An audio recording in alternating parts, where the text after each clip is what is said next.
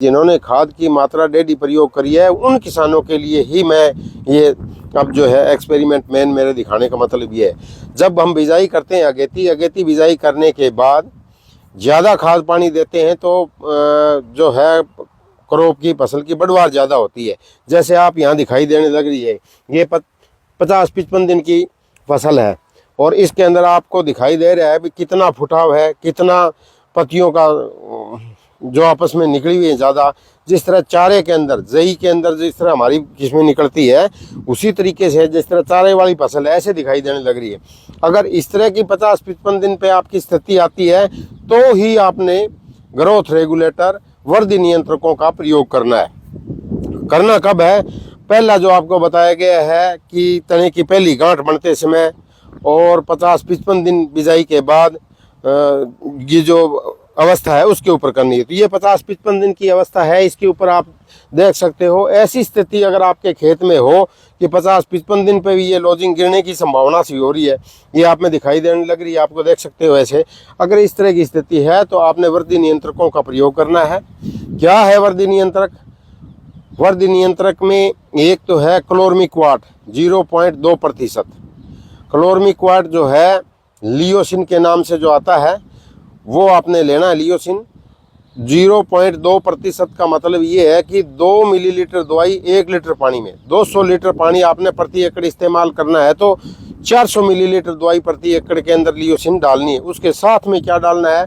Tebuconazole जो फोलिकर के नाम से आती है वो 0.1%।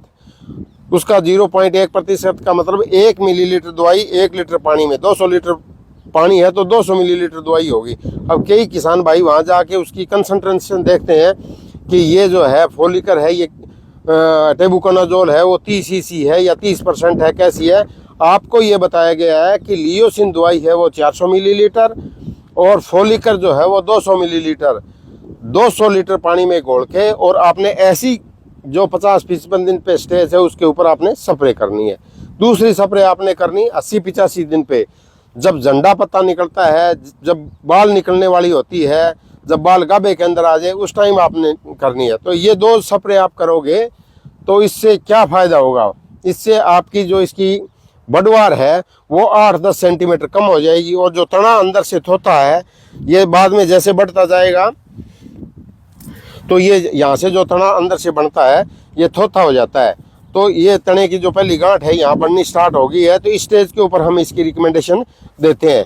तो तने जो अंदर से होलो थोथा बन जाता है तो उसको भरने के लिए हमने जो 2 स्प्रे करी है लियोसिन की और फोलिकर की, एक 50-55 दिन पे, एक 80-85 दिन पे, तो तना अंदर धागे बन के लिग्निशन होके भर जाएगा, तना मजबूत हो जाएगा और तना मजबूत होगा तो आपका पौधा गिरेगा नहीं तो आपकी पैदावार अच्छी होगी। तो इसलिए जिन किसान भाइयों ने ज़्यादा खाद पानी डाली है वही किसान भाई इन वृद्धि नियंत्रकों का प्रयोग करें। जिन्होंने सामान्य खाद पानी दी है, जिस तरह 1 bag DAP, 10 kilo zinc sulphate, 2-2.5 bag urea प्रति एकड़ इस्तेमाल करते हैं, तो उनको लियोसिन वृद्धि नियंत्रकों को प्रयोग करने की ज़रूरत नहीं है। तो ये था इससे संबंधित।